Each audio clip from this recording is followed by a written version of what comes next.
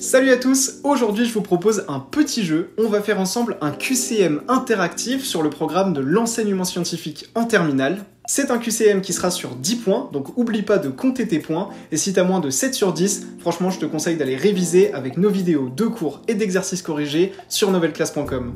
Évidemment, à la fin du QCM, dis-moi ta note dans les commentaires de cette vidéo. Alors cette vidéo, c'est une vidéo interactive qui ne fonctionnera pas sur YouTube. Donc là je sais que tu vois cette vidéo sur YouTube, ça ne fonctionnera pas. Donc pour aller voir la vidéo en version interactive qui fonctionne très bien, tu as juste à cliquer sur le lien que j'ai mis dans la description, dans les toutes premières lignes de la description. Il y a un lien, tu cliques dessus et tu iras directement sur novelclass.com pour tester cette vidéo en version interactive et évidemment c'est totalement gratuit. Allez, on est parti pour le QCM, let's go. Première question. L'atmosphère primitive contient du dioxygène. Vrai ou faux? Alors évidemment, comme on l'a vu dans la vidéo de cours, c'était faux. L'atmosphère primitive, c'est l'atmosphère qui s'est formée il y a 4,6 milliards d'années. Et on sait que cette atmosphère primitive, elle était constituée de 80% d'eau, de CO2 et de N2, c'est-à-dire de diazote. Il n'y avait pas du tout de dioxygène dans l'atmosphère à la base. On passe à la deuxième question. Deuxième question. Le dioxygène dans l'atmosphère est apparu grâce à la respiration des êtres vivants il y a 2,4 milliards d'années. Vrai ou faux? C'était faux. Comme on l'a vu dans la vidéo de cours, le dioxygène est bien apparu dans l'atmosphère il y a 2,4 milliards d'années, mais elle n'est pas apparue grâce à la respiration des êtres vivants, mais grâce à la photosynthèse qui a été réalisée par les cyanobactéries dans les océans. Lorsqu'on fait de la respiration, on absorbe du dioxygène et on rejette du CO2, du dioxyde de carbone. On ne va donc pas émettre dans l'atmosphère du dioxygène, puisque le dioxygène, pour respirer, on l'absorbe. La photosynthèse, en revanche, elle rejette du dioxygène, donc c'est grâce à la photosynthèse des cyanobactéries que du dioxygène est apparu dans l'atmosphère, et pour revoir ces notions en détail, je te conseille de revoir nos vidéos de première. On passe à la question suivante. Troisième question. Comment est produite l'ozone? Est-ce qu'elle est produite par la photosynthèse?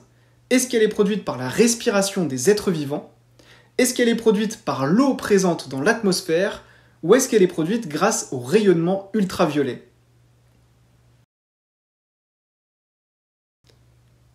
La bonne réponse, c'était qu'elle est produite grâce au rayonnement ultraviolet. La couche d'ozone, c'est une couche qui est située à environ 30 km d'altitude, et comment se forme l'ozone? Eh bien c'est tout simplement du dioxygène, O2, qui est transformé en ozone, O3, sous l'effet du rayonnement ultraviolet. L'ozone est donc créé grâce au rayonnement ultraviolet. On passe à la question suivante. Quatrième question. Depuis combien de millions d'années l'atmosphère possède-t-elle sa composition chimique actuelle? Eh bien, on sait que l'atmosphère, elle possède sa composition chimique actuelle depuis 500 millions d'années. C'était donc la bonne réponse, 500 millions d'années. En effet, comme on l'a vu dans les questions précédentes d'ailleurs, la photosynthèse a été faite par les cyanobactéries dans les océans et le dioxygène qui a été produit a commencé à remonter dans l'atmosphère il y a 2,4 milliards d'années.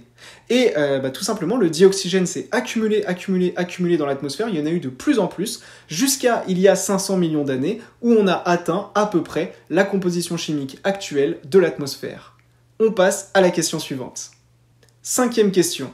Le CO2 présent dans l'atmosphère est rejeté par les végétaux chlorophylliens. Vrai ou faux? C'était faux. En présence de lumière, les végétaux chlorophylliens font la photosynthèse et rejettent donc du dioxygène.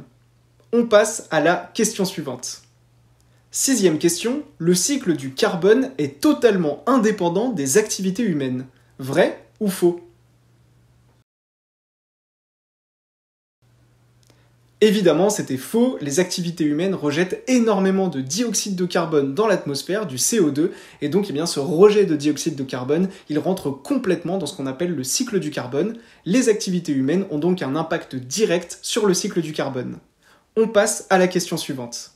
Septième question. Voici le cycle du carbone. Je te demande de compléter les points d'interrogation qui sont en rouge.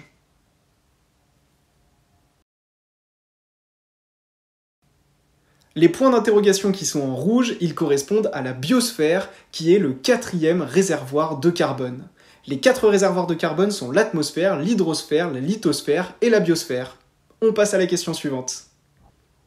8e question, est-ce que tu peux compléter les points d'interrogation verts?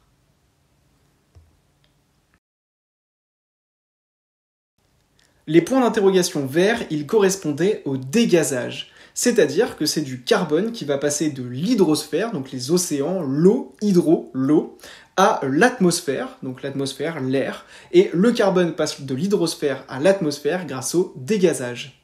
On passe à la question suivante. Tu t'en es douté, je vais te demander ici de remplacer les points d'interrogation bleus. Les points d'interrogation bleus, ils correspondent à la photosynthèse. En effet, comment est-ce que le CO2 fait pour passer de l'atmosphère à la biosphère, donc les êtres vivants? Eh bien, ils sont absorbés par les végétaux chlorophylliens en présence de lumière qui font la photosynthèse, et donc il s'agissait de la photosynthèse. On passe à la dernière question. Dernière question, je te demande de compléter l'équation suivante.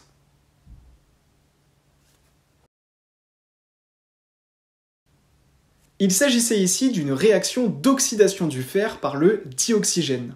Ce que je te demandais de faire ici, c'était d'ajuster, d'équilibrer cette équation. Pour cela, il nous faut le même nombre d'atomes à gauche et à droite de notre équation de réaction. On voit qu'à gauche, on a du O2, du dioxygène, on a donc 2 atomes d'oxygène, et à droite, on voit qu'on a O3, c'est-à-dire 3 atomes d'oxygène. En ce qui concerne le fer, on voit qu'à gauche, on en a 1, et qu'à droite, on en a 2. La question qu'on va se poser, c'est par quel nombre est-ce qu'on doit multiplier à gauche O2 pour en obtenir 3, puisqu'on en a 3 à droite. Et on voit que c'est impossible de multiplier O2 par un nombre entier et obtenir 3 atomes d'oxygène. L'astuce, ça va donc être de trouver le plus petit multiple commun à 2 et 3 pour pouvoir équilibrer notre équation. Pour s'en sortir, ce qu'on va faire, c'est qu'à droite, on va multiplier par 2. On va donc écrire 2 fois Fe2O3, ce qui va donc nous donner 4 atomes de fer et 6 atomes d'oxygène. C'est ça l'astuce qui va ensuite, à gauche, nous permettre d'équilibrer l'équation de la réaction. En effet, à droite, on aura donc 6 atomes d'oxygène. Donc pour équilibrer à gauche, on devra donc faire 3 fois O2 pour en avoir 6 également. Et on voit qu'à droite, on aura 4 atomes de fer. Donc pour équilibrer à gauche, on devra écrire 4 fois Fe.